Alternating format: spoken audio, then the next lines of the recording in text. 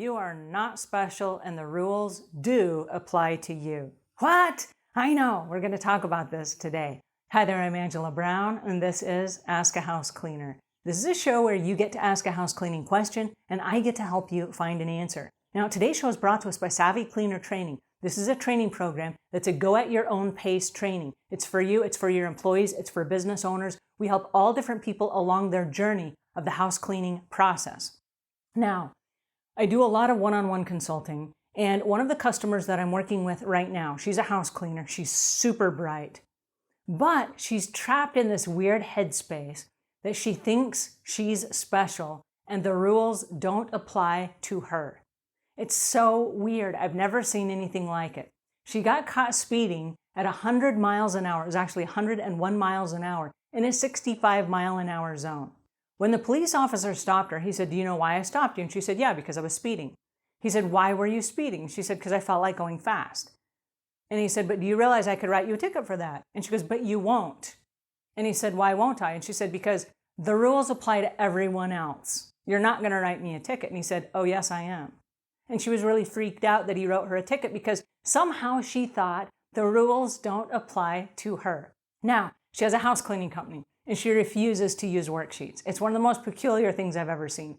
Then the customers call her up and they say, "Hey, we're not really sure what you did today. Can you give us a little bit of a rundown?" And she says, "Oh, just go look around your house because you'll be able to tell." They're like, "No, I can't tell what you did today while you're here." And because she doesn't use a checklist, they're not really sure of what she did. There's no accountability.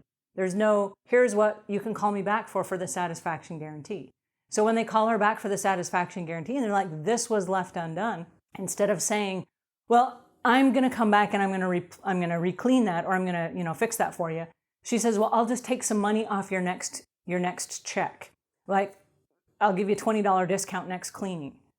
Okay, well, that's not how it works in the industry. Every house cleaning company everywhere has a satisfaction guarantee. If you don't do a very good job, you call them up, they come back and they re-clean it, or they give your money back.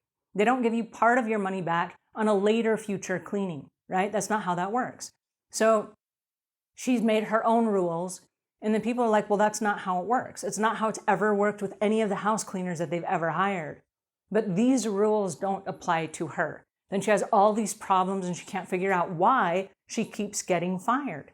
So she's really good at what she does. She's actually an excellent cleaner. But here's the catch. She has no time sensitivities. Like if I'm going to be there at 9 o'clock in the morning, and she'll tell this to people, "I'll be there at 9 o'clock in the morning." She doesn't show up till 10:45. Then the customers are like, "Where have you been?" She's like, "I'm still going to clean your house. It's no big deal."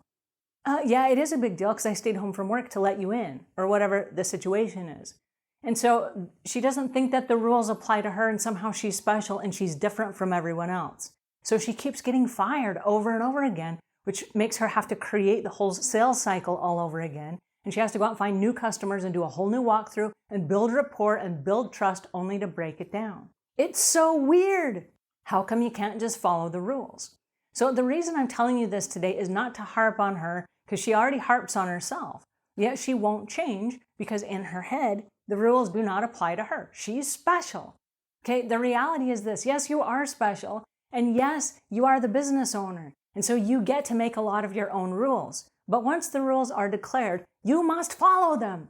Because when you follow them, what you say is this: "I'm consistent and I can be counted on." When you can be counted on, here's what happens. People turn to their friends and they say, "Wow, she's reliable, she's consistent, you can count on her, you should hire her." But when you're not consistent, they don't know what to expect. They're not going to refer you to their friends. She gets like no referrals. And she's great at what she does when she does it.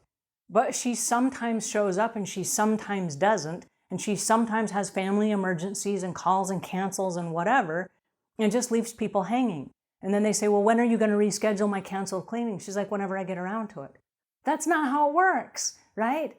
It's not that you're special and you're going to make new rules every time. So the reality is she's reinventing her business all of the time. And her business is not a new business. This has been going on for years. But the problem is she keeps reinventing like the first little moment of her business over and over and over and over again. And she can't figure out why she can't scale. Because she'll hire new employees because she's really good at what she does. And then they come in to clean, but she's unreliable with them. And so they come in with expectations of working, and if they get called back, they run back to the customer's house. She's like, you don't have to worry about that. We'll just give them $20 off their next cleaning. And she just keeps changing the rules because the rules don't apply to her. They apply to everyone else. They don't apply to her. And then all the people in her organization that she's hired are like, oh, so we don't really have to follow the rules because there's no reinforcement whatsoever. There's no punishment. There's no consequences. There's no nothing. So she has 3 or 4 people working for her at a time, and they just run amok. And then all of a sudden she has to fire them and hire a whole new group of people. Do you see where I'm headed with this? It's a nightmare of a company. And yet she's still somehow in business. So the reality is this. It's great to think that you can drive 100 miles an hour down a 65-mile-an-hour zone. But there are actually consequences. You put other drivers in danger. You put passengers in danger. You put pedestrians in danger. If there are any animals in the road, you put them in danger. And so there are consequences that come with making up your own rules and not following the rules. So the truth is this: if you are a business owner, you're not special, and the rules do apply to you. And if you'll get that in your head and you just remind yourself, I'm a business owner, I chose this profession, I have certain requirements that I have to follow in order to stay in business.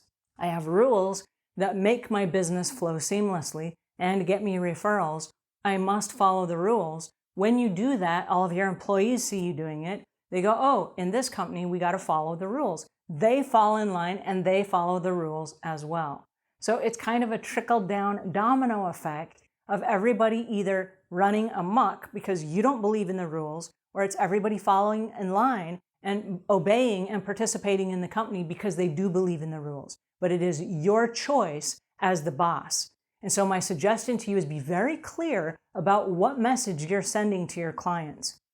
Are you someone that says, I'm special and the rules don't apply to me? Or are you the kind of person that says, you know what, just like everybody else, I'm just like every other house cleaner out there. I follow the rules because I want your business and I'm willing to do what it takes to get that business and to keep it. And I will follow the rules. I will show up on time. I will follow a checklist. I will follow a satisfaction guarantee. I will bill you on time.